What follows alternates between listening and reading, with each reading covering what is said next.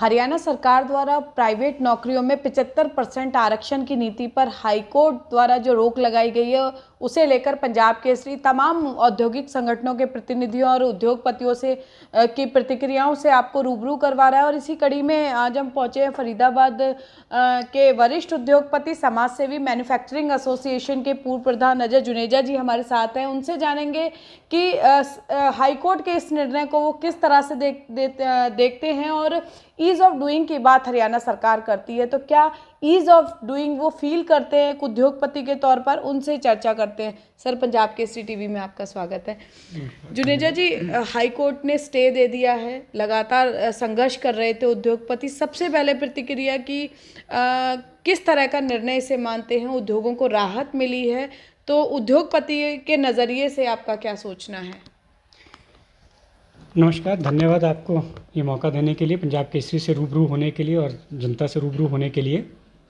मैं यहाँ कहना चाहूँगा कि जो सरकार ने ये जो नया फैसला आया है, ये इंडस्ट्री के फेवर में है और सरकार को ये बात समझनी पड़ेगी कि ये जो इस तरीके के फैसले, इस तरीके के डिसीजन लिए जा रहे हैं, ये फैसले स्टेट के लेवल पे तो चल सकते हैं, but when we are sitting in NCR के अंदर जो इंडस्ट्रीज़ हैं, उनके ऊपर इस तरीके के नियम ना लागू किए जाएँ जिसके अंदर के सरकार ये कहे कि यहाँ के लोगों को, हरियाणा के लोगों को ही आप नौकरी देंगे या 75% रिजर्वेशन होगी।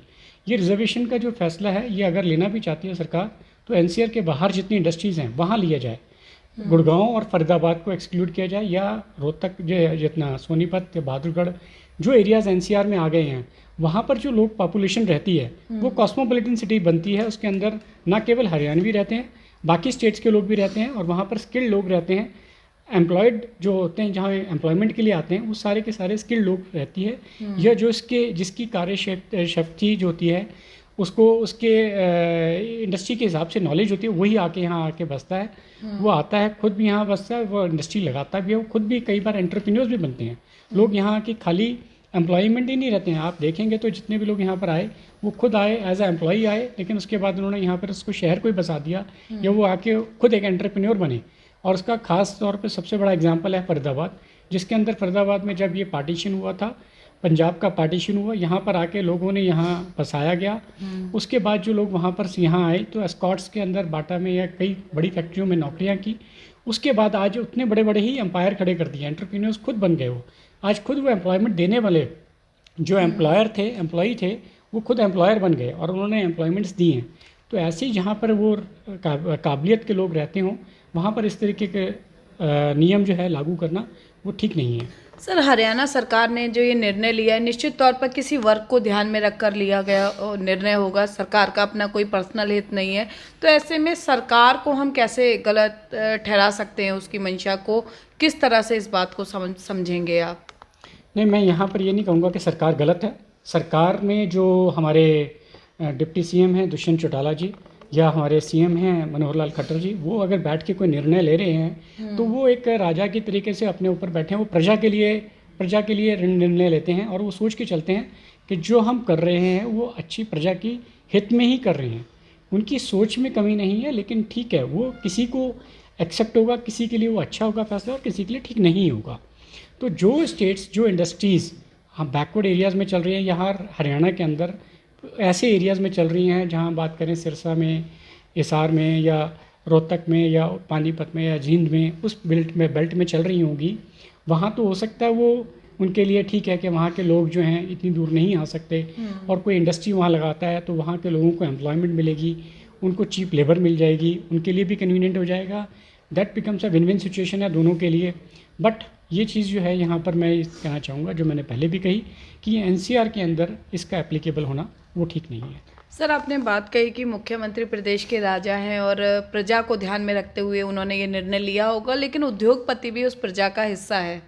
तो ऐसे में प्रजा के एक पक्ष का ध्यान रखा जाए और दूसरे पक्ष को पीड़ा हो, तो लगता नहीं है कि राजा को एक संतुलन स्थापित करने की ज़रूरत है इसके लिए?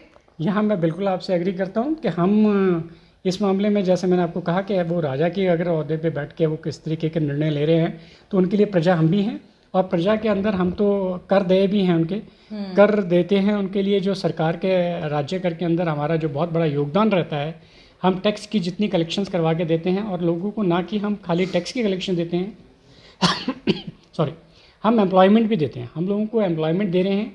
टैक्स को अगर एम्प्लॉयमेंट देते हैं तो उसकी जो एक वो भी हम सपोर्ट करते हैं इंडस्ट्री को, और ना कि खाली राज्य के अंदर उसकी ग्रोथ में हमारा हिस्सा होता है, देश के अंदर जो देश की ग्रोथ है, कंट्री की जो नेशन की जो ग्रोथ है, उसके अंदर भी हमारा बहुत बड़ा योगदान होता है इंडस्ट्री का। और ये बात तो उनको समझनी चाहिए, और इसके ऐसे कोई भी फैसले लेने से के लिए उनको हमारे साथ हमारा एक बैठ के आपस में रजामंदी करनी चाहिए, और ये इसका क्रेडिट देना चाहिए कि अभी आप लोग इतने बड़े हम ऐसा फैसला लेना जा रहे हैं, तो आपकी क्या वो है। इसमें कहीं पर मैं कहूँगा कोई खामी रह गई थी, जिस करके इसको प्रॉपर से इस डिसीजन को लेने के लिए आपस में प्रॉपर मीटिंग नहीं की गई, या प्रॉपर इसको समझा नहीं गया या समझाया नहीं गया, या इसको लेने के लिए फैसले के लिए कुछ इस तरीके की नीति बनाई जाती कि ये इन एरियाज़ को छोड़ दिया जाएगा या इन इंडस्ट्रीज़ को छोड़ दिया जाएगा और इस एरियाज़ को रखा जाएगा। गवर्नमेंट अगर ऐसा कोई डिसीजन सरकार लेना चाहती है तो वो अपने लिए तो ले सकती है कि सरकार में जो सरकारी नौकरियां हैं वहाँ पर हम राजस्थान हरियाणवी लोगों को हम रिजर्वेशन देंगे 75% की, हाँ समझ में आता है, आप कर सकते हैं। बट उन्होंने, सरकार ने तो वहाँ पर भी अब चेंज कर दिया है कि वहाँ पर जितनी भी नौकरियां हैं उसके लिए उन्होंने कहा है कि हम तो ऑनलाइन रजिस्ट्रेशन कराएंगे, ऑनलाइन नौकरियां देंगे। तो जब वहाँ पर उन्होंने ऑनलाइन कर दिया तो हमारे लिए तो इतनी फ्रीडम हमें देनी चाहिए, क्योंकि हम लोग भी खुद एम्प्लॉयमेंट हम खुद नहीं करते हैं, हमारा भी HR डिपार्टमेंट है, एक एरिया का मैनेजर, जो प्लांट का मैनेजर है वो देखता है, डिपार्टमेंटल हेड है वो बैठता है उस मीटिंग में, सिलेक्शन ऑफ जो भी कैंडिडेट सिलेक्ट करना होता है, एंड वो उसकी काबिलियत के, उसकी स्किल के ऊपर, उसकी नॉलेज के ऊपर उसको हायर करता है और उसकी कैपेबिलिटीज़ के ऊपर उसको हायर करता है। तो ऐसे केस में जब आप ऐसी जगह बैठे होते हैं, ऐसी सिचुएशन में होते हैं, तो आप ये नहीं सोचते कि ये कहाँ से है, कौन सी कास्ट का है, कौन सी क्रीड का है, या किससे बिलोंग करता है। उसको ये नहीं होता, उसको होता है कि मेरे को काम करवाना है और इसने काम करना है, हमारे को इंडस्ट्री में रिजल्ट देने हैं। क्योंकि आज हम बात कर रहे हैं इंटरनेशनल स्टैंडर्ड्स की, इंटरनेशनल क्वालिटी की। अगर हमें इंटरनेशनल क्वालिटी प्रोडक्ट्स बनाने हैं और सप्लाई करने हैं तो हम इन लेवल्स की, इन थॉट प्रोसेस से हमें बहुत ऊंचा निकल के जाना पड़ेगा, ऊंचा उठ के सोचना पड़ेगा, तभी हम अच्छी क्वालिटी का प्रोडक्ट यहाँ बना पाएंगे और यहाँ से बना के एक्सपोर्ट कर पाएंगे, जिससे कि हम मेक इन इंडिया की जो हमारे प्रधानमंत्री जी का नारा है उसको आगे बढ़ा सकते हैं। सर, एक तरफ हम निवेश की बात करते हैं कि हरियाणा में ज़्यादा से ज़्यादा निवेश लाएंगे, और दूसरी तरफ हम उद्योगों पर ही प्रतिबंध लगाते हैं। दबाव में एक साधारण बच्चा भी अगर उसको प्रेशराइज करते हैं या कोई दबाव कर लगाते हैं, प्रतिबंध लगाते हैं, तो वो भी अग्रेसिव हो जाता है, वो उस तरह से जेंटली बिहेव नहीं करता। MNCs को हाई स्किल्ड वर्कर्स चाहिए होते हैं, तो ऐसे में आपको नहीं लगता कि कहीं ना कहीं इससे पूरी इंडस्ट्री को नुकसान पहुंचेगा? क्योंकि MNC तो यहाँ से पलायन कर जाएगी जब इतने प्रतिबंध लगेंगे। कभी ग्रेप सिस्टम लागू हो जाता है, कभी कोई 75% रिजर्वेशन की हम बात करते हैं, तो एक घुटन भरे माहौल में कैसे इंडस्ट्री अपने आप को आगे बढ़ने से एक कदम और आगे बढ़ाएगी?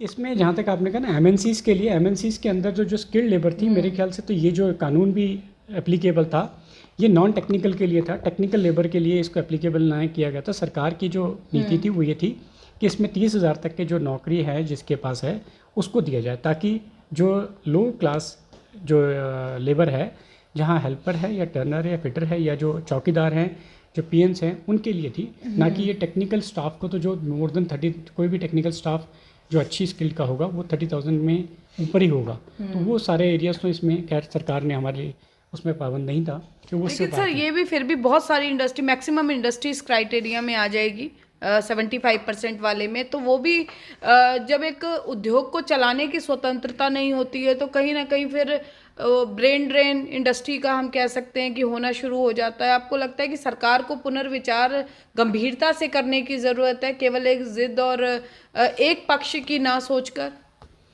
नहीं, सरकार को सोचने की तो ज़रूरत है। देखो, अगर इंडस्ट्री ने ऑब्जेक्शन लगाया है तो कोई तो उसके पीछे कारण है ना। इंडस्ट्री ने ऑब्जेक्शन लगाया तो इसके लिए वो चाहती है, industry is not happy with the decision. हमारी जो सरकार ने अगर एक निर्णय लिया तो उससे इंडस्ट्री को वो लगा कि इंडस्ट्री के हित में नहीं है, तो इंडस्ट्री वालों ने इसलिए ऑब्जेक्शन उठाया। और मैंने आपको जैसे पहले ही बताया कि इसका जो ऑब्जेक्शन है वो मेनली फरीदाबाद और अपने मानेसर, गुड़गांव, इस बेल्ट से ज़्यादा आया है, और जो बाकी पानीपत है, सोनीपत है या बहादुरगढ़ है, इधर से आया है, NCR की रीजन से ही आ रहा है।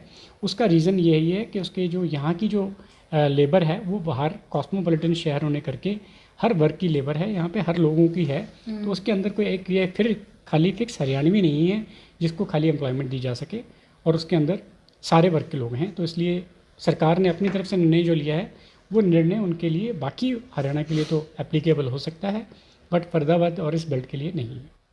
तो बिल्कुल देखिए, उद्योग जो है वो किसी भी देश की रीढ़ माने जाते हैं और हरियाणा में ये रीढ़, इसका अस्तित्व बरकरार रहे, इसके लिए लगातार उद्योगपति 75% का जो आरक्षण है प्राइवेट नौकरियों में, उसको लेकर लगातार विरोध जता रहे हैं। हरियाणा सरकार की मंशा सही हो सकती है, लेकिन इस मंशा से जो फरीदाबाद गुड़गांव के उद्योग हैं वो काफ़ी प्रभावित होंगे। इसलिए करबद्ध तरीके से उद्योग जो है लगातार मांग कर रहे हैं कि सरकार इस पर पुनर्विचार करे और मुख्यमंत्री एक बड़े मन से, बड़ी सोच के साथ इस निर्णय पर गंभीरता से विचार करते हुए उद्योगों को राहत दे, ताकि उद्योग ईज ऑफ डूइंग बन सके उद्योगपतियों के लिए। लेकिन फिलहाल की जो स्थिति है, ईज ऑफ डूइंग उद्योगपतियों के लिए टीज ऑफ डूइंग बना हुआ है। तो ऐसे में उद्योगपति सरकार से राहत की गुहार कर रहे हैं। फरीदाबाद से पूजा शर्मा, पंजाब केसरी टीवी। हमसे जुड़े रहने के लिए हमारे YouTube चैनल को सब्सक्राइब करें और नई वीडियो की नोटिफिकेशन के लिए बेल आइकॉन को दबाएं। अगर आप ये वीडियो Facebook पर देख रहे हैं तो लाइक जरूर करें और ज्यादा से ज्यादा शेयर करें। धन्यवाद।